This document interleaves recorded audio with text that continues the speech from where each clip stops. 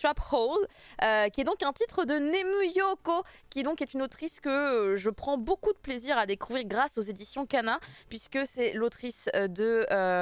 Oh non, Caroline, pas un trou de mémoire maintenant, alors que tu l'avais tout à l'heure. New Job, New Life, voilà, ça m'est revenu. Et New Love, New Life également, qui du coup, pour le coup, est un titre qui avait été fait avant New Job, New Life.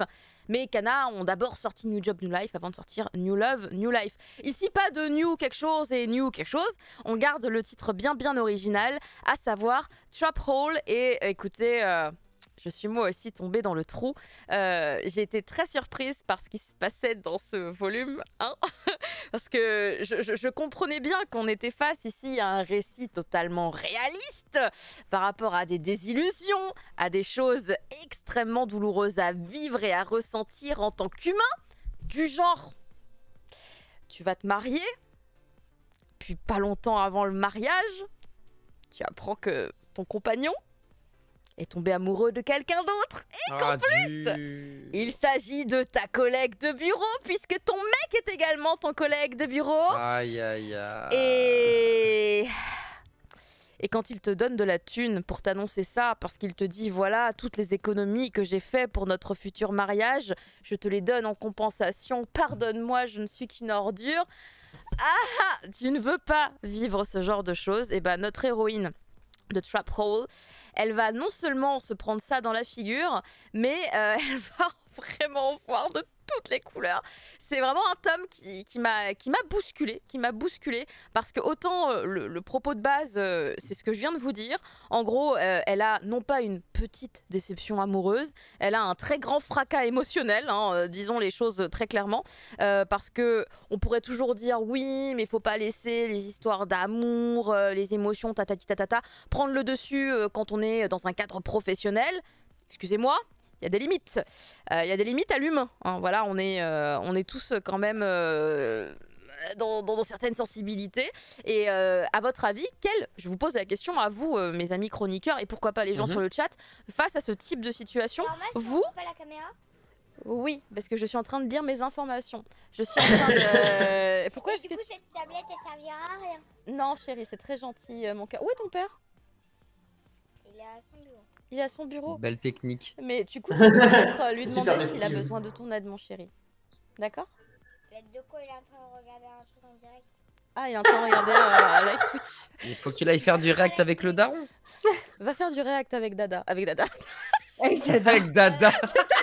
Oui. T'as dit daron. Alors, il y a un problème.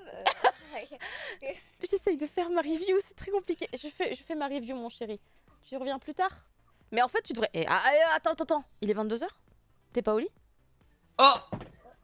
Ma tablette qui tombe! Non, lâche. Faut la laisser par terre. Elle tombera pas. Voilà, hop.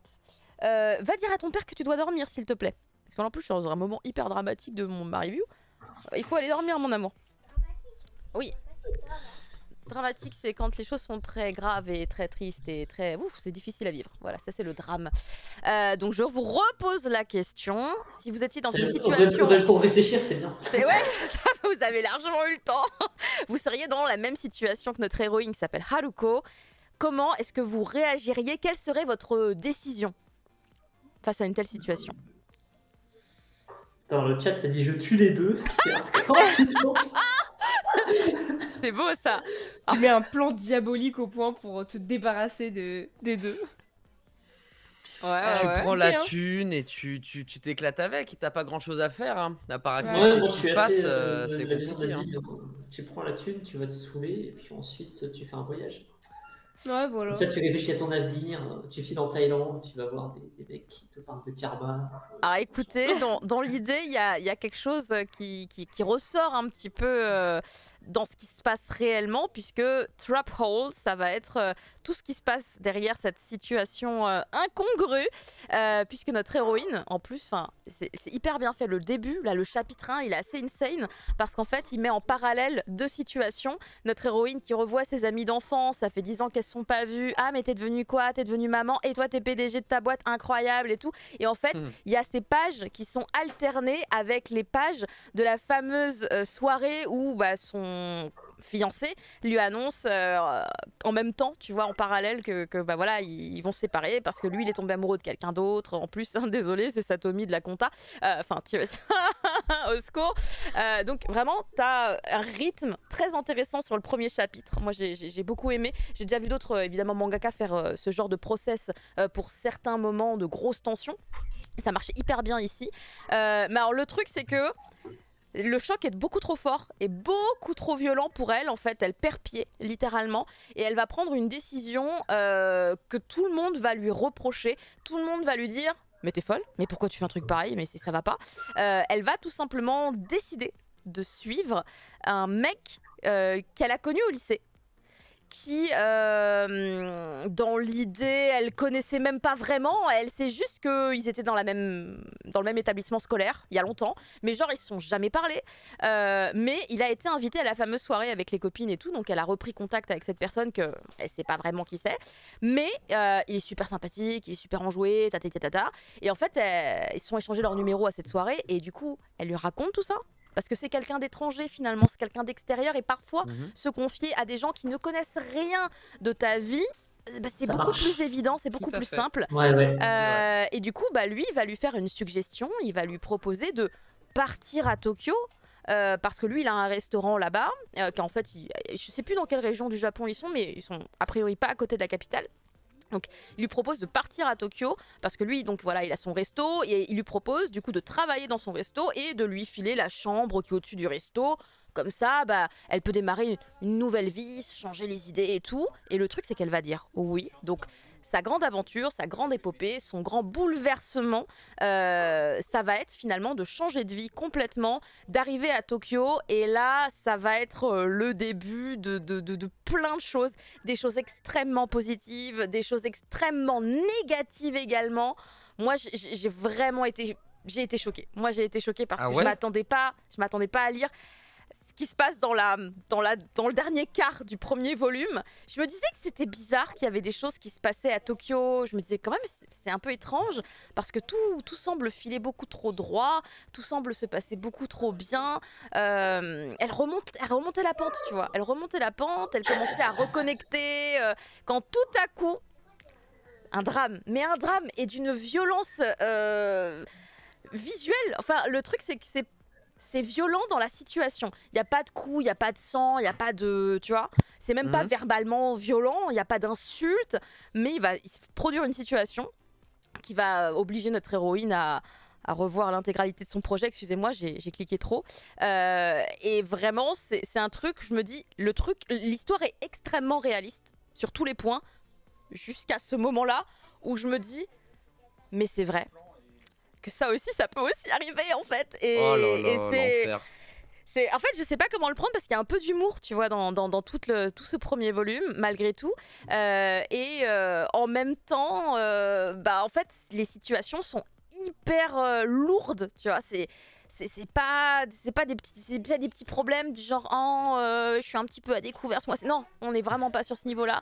Et en fait, il y a une mise en scène que j'ai trouvée très cool et j'adhère totalement à ce style de Nemu Yoko qu'on retrouve aussi d'ailleurs un peu dans les œuvres qu'elle a fait par la suite, puisque ça c'est un titre qui date, il date de 2013, donc il est vraiment très antérieur au titre qu'on a déjà eu d'elle chez Kana.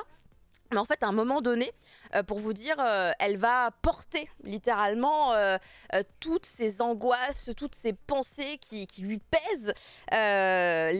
Pourquoi moi, qu'est-ce que j'ai fait, je suis triste, enfin toutes ces émotions, en fait, elles vont littéralement être écrites, c'est des mots, et en fait, elle va les porter avec elle, ça va être très lourd.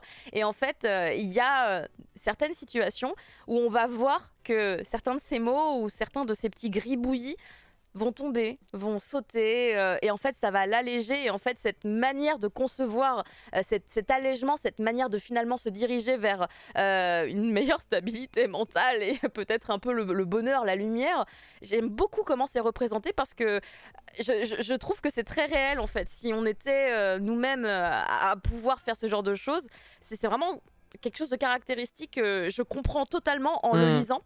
Et moi, en tant qu'adulte, en tant que personne qui a déjà voilà, plus de 30 ans, j'ai vécu pas mal de choses, surtout ce type, littéralement, c'était presque une autobiographie à certains moments. Au début, j'étais en mode, Ah ouais. mais non! Mais non! Pourquoi? Du coup, j'avoue que j'ai un affect tout particulier pour cette œuvre, de par mon propre passif. Bon, j'étais pas fiancée, mais quand même! Quand même! Ah, et ils t'ont pas donné les droits, t'as pas eu un petit pourcentage. Ils Mais se sont je inspirés vais- de ta vie, ils t'ont mais- rien donné Mais quoi. je vais la contacter. Bah y a intérêt, je vais Caro, y a aller, je vais intérêt. aller au Japon que pour ça. Et je vais dire, Bah ouais. excusez-moi, Nemu Yoko, votre titre là de 2013. Comme par hasard. Comme par hasard. Le truc, il n'a What pas a de sens. coïncidence. De quoi, de quoi, de clair. quoi? Non, vraiment, mais alors le truc, c'est que après, il faut voir c'est quoi que vous cherchez comme type d'histoire à lire. Effectivement, moi, c'est littéralement, ça tapait pile dans mon genre préféré en termes de narration, d'histoire d'adulte, on va dire. C'est vraiment ce que j'aime le plus. Et Nemu Yoko, une fois encore, elle me happe complètement. Elle me happe. J'ai lu le truc d'une traite super vite. Tous les autres personnages féminins et masculins sont extrêmement réalistes aussi. Et par contre, j'ai un peu peur. C'est une série qui est courte, hein, terminée en 4 volumes au Japon. J'espère qu'elle va trouver le bonheur. Mais si je me fie à ce qu'elle a déjà fait comme type de narration par le passé, sur les œuvres plus récentes qu'on a eues en France avant,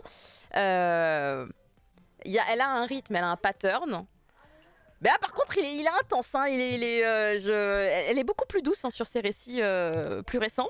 Mais du coup, je me dis, si ça suit la bonne logique, ça devrait quand même partir sur un bon point au 4e volume. Mais on part de loin là, les gars. On part de très loin. Et je suis contente d'avoir tenu le coup et de ne pas vous avoir révélé la dinguerie de la fin du volume 1, parce que c'est chaud. J'aurais presque envie de vous le balancer et venez, on se fait des débats. Comment on peut accepter un truc pareil? C'est honteux. C'est un concept d'émission pour une autre journée, ça.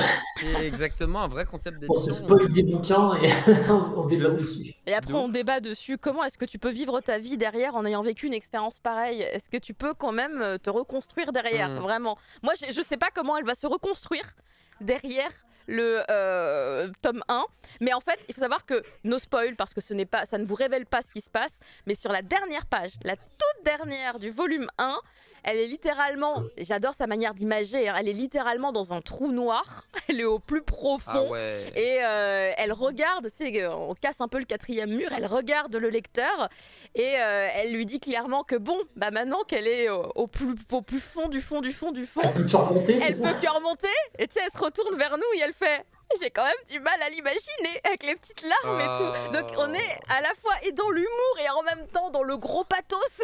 Donc ça calme un peu, tu vois. Ça rend la situation très légèrement plus douce. Mais moi j'ai trouvé ça hyper violent.